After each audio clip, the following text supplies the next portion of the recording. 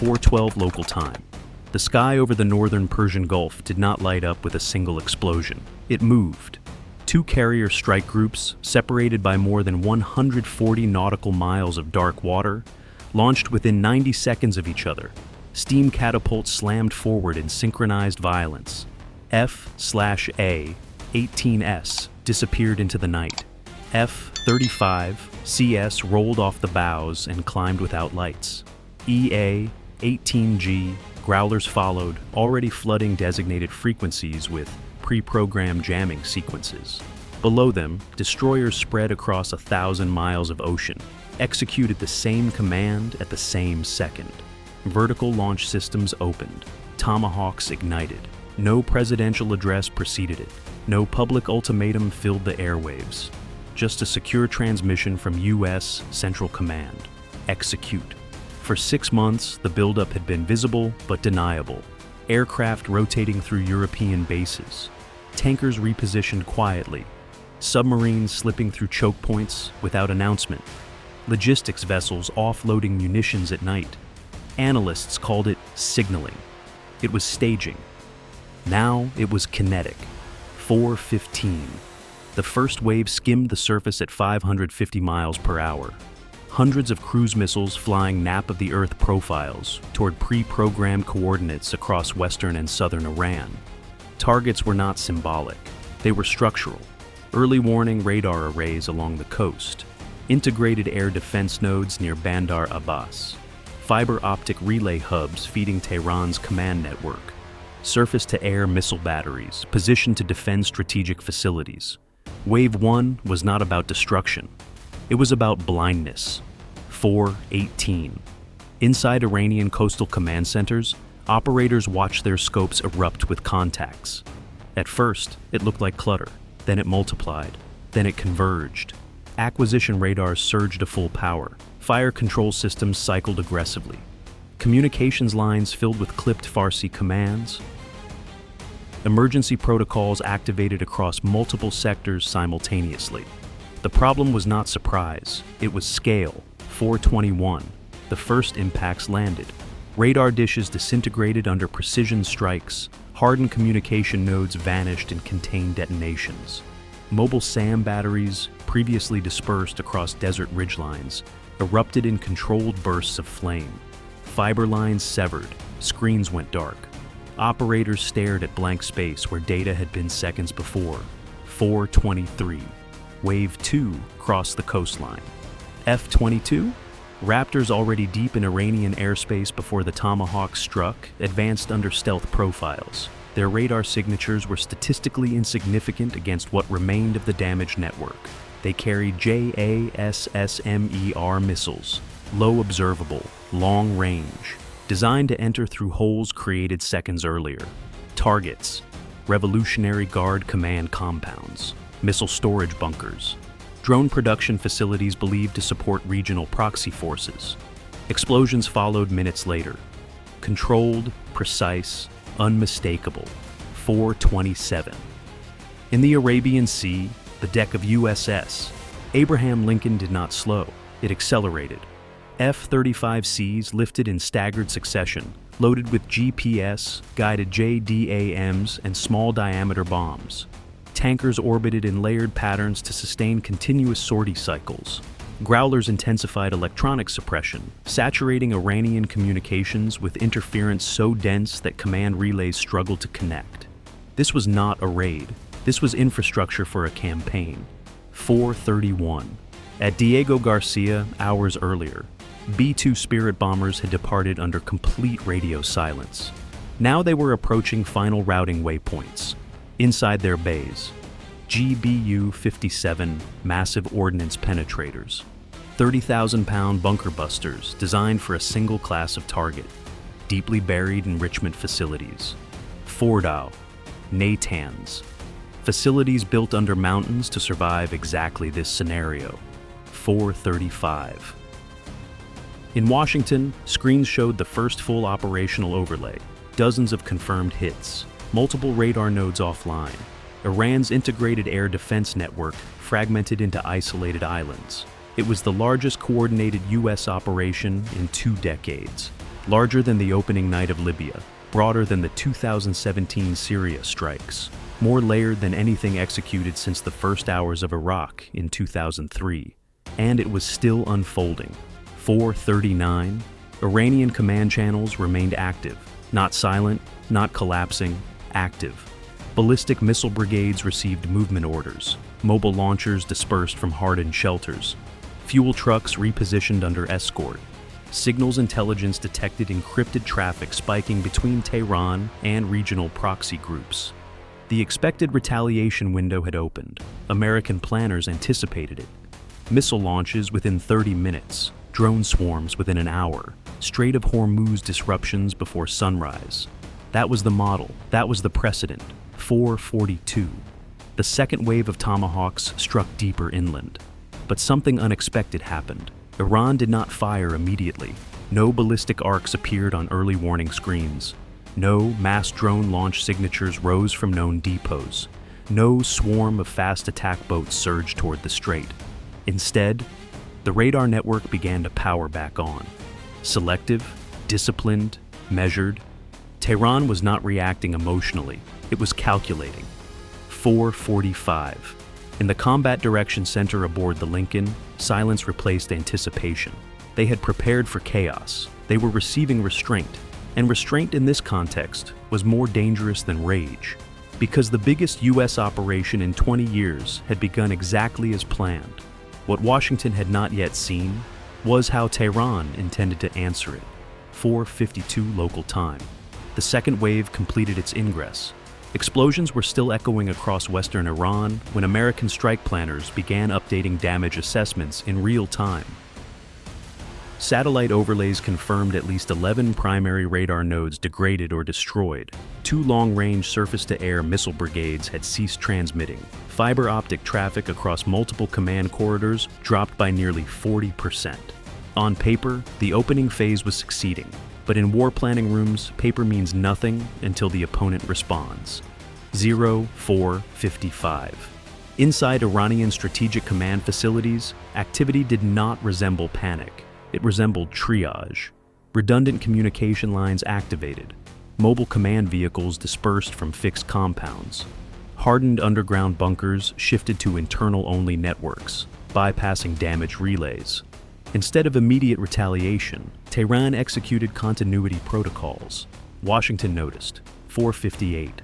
Over central Iran, F-22s released additional standoff munitions against confirmed Revolutionary Guard headquarters tied to regional proxy coordination. Secondary detonations followed. Fuel depots igniting, ammunition stores cooking off in controlled blasts. The physical damage was undeniable, but the psychological response remained restrained. 5:03. Early warning satellites positioned over the region showed no ballistic plume signatures, no Shahab launches, no Sejil ignition. Missile brigades were moving, but not firing. 5:07. On the Arabian Sea, destroyer commanders rotated their ships into expanded defensive geometry. Aegis combat systems recalibrated for incoming missile tracking. Patriot and THAAD batteries across Gulf bases shifted from standby to full engagement posture. Every American base in Bahrain, Qatar, Kuwait, and the UAE was braced for impact. The models predicted saturation. The silence stretched. 5:12. Instead of rockets, something else arrived. Cyber intrusion alerts began triggering across regional energy terminals. Financial clearing systems in Dubai and Doha reported irregular packet surges. Maritime tracking software along the Strait of Hormuz experienced intermittent outages. It was subtle. Not catastrophic, but coordinated. 05:16. Signals intelligence intercepted encrypted bursts between Tehran and Hezbollah command nodes in Lebanon. Similar traffic patterns emerged between Iran and Houthi units in Yemen. No launch orders detected, but alignment confirmed. 5:20. The first Iranian response came, not as a barrage, but as a message. A limited ballistic missile salvo, 4 launches detected from western Iran. Trajectory: toward a sparsely populated sector near an American logistics facility in Iraq. Not toward carrier groups, not toward Israel, not toward Gulf capitals. 5:22. Patriot batteries engaged. 3 intercepts confirmed. 1 missile impacted inside the perimeter of the targeted base, causing structural damage to a storage hangar. Casualties, minimal, but cameras captured the plume. Images would circulate within hours. 5:25. Washington's war room went silent for a different reason. The strike had been calibrated, enough to demonstrate capability, not enough to trigger overwhelming retaliation. Tehran had chosen signaling over escalation. 5:29. Meanwhile, Iranian naval units did not attempt to mine the strait. Fast attack craft remained docked. Anti-ship missile batteries along the coast powered intermittently but did not fire. 5:33. Russian diplomatic channels activated quietly. Back-channel communications flowed between Moscow and Tehran, urgent but controlled. China issued a public condemnation of unilateral military action, but state energy companies refrained from emergency procurement measures. Markets fluctuated but did not collapse. 5:37. The B-2 bombers approached their final targeting envelope. Authorization to proceed remained active, yet the White House requested updated escalation projections before confirming release. Because Tehran's reaction had diverged from predictive models, instead of maximum retaliation, Iran had opted for layered pressure, cyber disruption, proxy coordination, symbolic missile strike. Strategic patience. 5:42. Intelligence analysts recalculated. If Tehran avoided full missile saturation, Washington's justification for expanding the campaign narrowed. If Iran escalated gradually, the conflict would stretch, not explode. 5:47. Within Tehran's command circles, the calculus was clear. A massive immediate response would unify American resolve. A calibrated asymmetric response would divide it. 5:52. The American strike package remained airborne, weapons still armed, fuel sufficient for extended operations. But the political dimension had shifted. The biggest U.S. operation in 20 years had opened with overwhelming force. Tehran's reply had been limited, but intentional. And that intentional restraint introduced uncertainty more destabilizing than 1,000 missiles. Because Washington now faced a harder question: continue escalating against a restrained adversary, or recognize that Tehran was playing for endurance, not spectacle. The battlefield was no longer defined by explosions. It was defined by tempo, and Tehran had just changed it. 6:04 local time. The sun had begun to rise over the Persian Gulf, and the first satellite damage overlays were stabilizing into something measurable. 23 confirmed radar sites degraded. 9 Revolutionary Guard facilities struck. Multiple drone assembly complexes damaged. At least 2 missile storage bunkers collapsed under precision penetration. From a purely kinetic perspective, the operation was effective. From a strategic perspective, it was unfinished. 6:08. Iranian state television interrupted programming. The anchor's tone was calm. Limited aggression has been repelled. Defensive forces remain fully operational. No footage of destruction, no images of craters. Instead, archived missile launches from previous exercises, recycled graphics of ballistic arcs over maps of the region. The narrative was forming quickly. Measured response, controlled retaliation, national sovereignty defended. 6:12. Inside Washington's secure conference rooms, planners reviewed new intelligence streams. Iran had not mobilized its full ballistic missile inventory. Roughly 2,000 missiles existed across multiple variants. Only 4 had been launched, not 20, not 200. 4. That number was not accidental. 6:17. Hezbollah units in southern Lebanon entered elevated readiness posture, but did not fire. Houthi forces repositioned launchers near the Red Sea, but withheld salvos. Iraqi militia channels activated, yet American forward bases reported no immediate rocket fire. The regional network was awake, but restrained. 6:22. Cyber pressure intensified. Major shipping insurance platforms in London experienced coordinated denial of service attempts traced through proxy servers linked to Iranian networks. Regional stock exchanges fluctuated sharply before stabilizing. Oil futures spiked above $130 per barrel. Not panic. Shock. 628. On USS Abraham Lincoln, combat air patrols rotated without interruption. Pilots monitored for incoming cruise missiles that never appeared. Destroyers maintained missile defense posture at full readiness. Nothing came. 6:33. Then Tehran delivered its second signal, a carefully staged press conference. An Iranian defense spokesman acknowledged foreign aggression, but declared that Iran's strategic patience remains intact. He announced the activation of graduated response protocols. Graduated, not total. 6:37. Signals intelligence confirmed movement of mobile ballistic missile launchers deeper into hardened tunnel networks, rather than into firing positions. That choice revealed intent.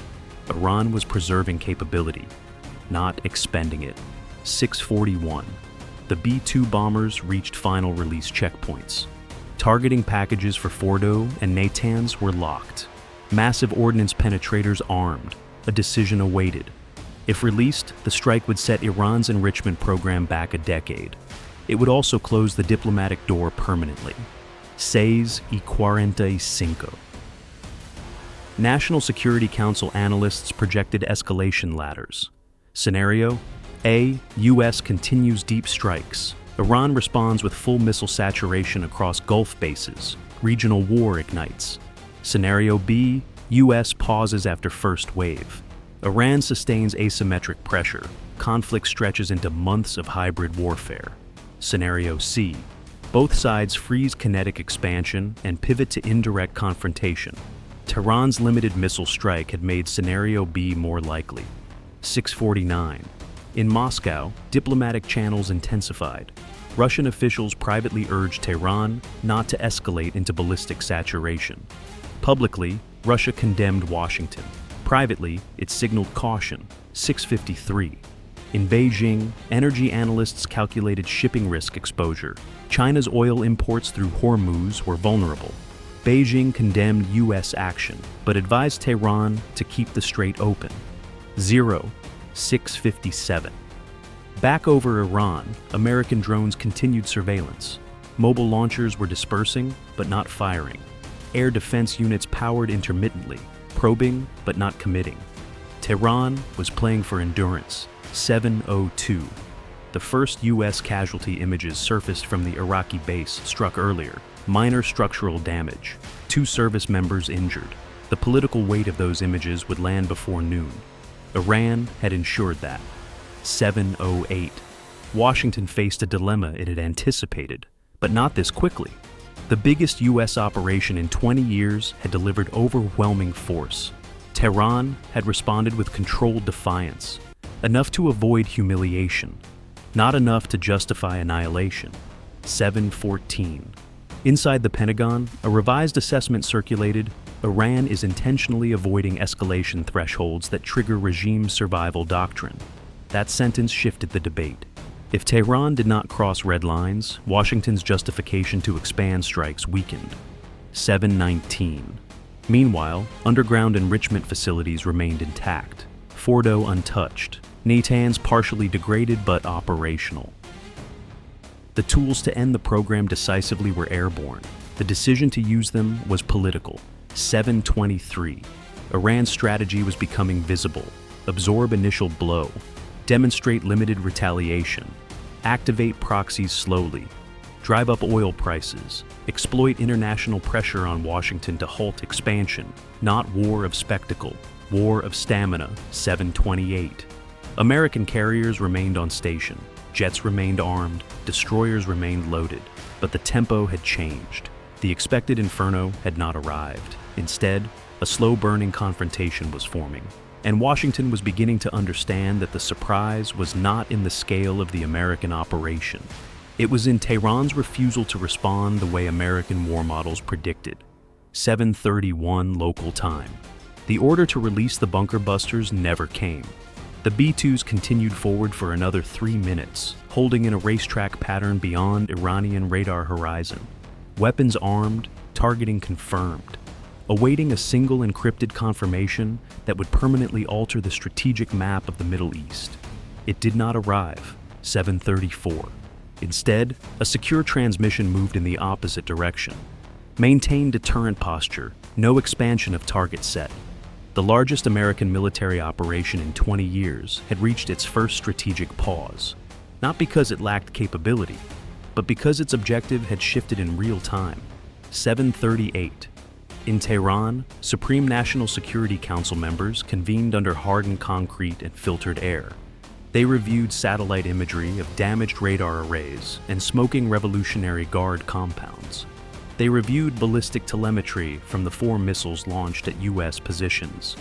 They reviewed oil market spikes. Then they made a calculation that surprised Washington. No second missile wave, no mass drone swarm, no straight mining, not yet. 7:44. Iran's state media adjusted tone again. The rhetoric sharpened, but the verbs remained conditional. Further aggression will be met with proportionate escalation. Proportionate. That word traveled quickly through diplomatic cables. 7:48. In Washington, intelligence analysts overlaid Iranian missile dispersal patterns with historical readiness drills. The launchers were mobile, but not in offensive posture. They were survivable, preserved. This was not a nation committing to decisive confrontation. It was a nation preserving optionality. 7:52. On USS Gerald R. Ford, Air Wing commanders briefed pilots on extended readiness rotations. Instead of preparing for Wave 3, they were preparing for sustained containment. Long patrols, electronic pressure, visible presence, deterrence as choreography. 7:57. Markets stabilized slightly. Oil dropped from its peak. Shipping insurers raised premiums, but did not suspend Gulf traffic. The Strait of Hormuz remained open. That single fact reshaped the global narrative. 8:03. Hezbollah remained silent. Houthi units issued statements, but did not fire. Iraqi militias repositioned, but held rockets in place. Tehran's proxy network had been activated, then deliberately restrained. 8:09. The Pentagon's internal assessment changed tone. Iran is signaling that escalation control remains mutual. That sentence mattered more than any bomb, because it meant the confrontation had entered a different phase. 8:14. The American strike had proven reach. Tehran's reaction had proven discipline. Neither side had achieved total dominance. Neither side had lost face completely. 8:21. Satellite passes confirmed something else. Iranian air defense nodes that survived the initial Tomahawk wave were reactivating, but cautiously. Lower power emissions, shorter sweeps, adaptive behavior. The system had absorbed the strike and was learning. 8:28.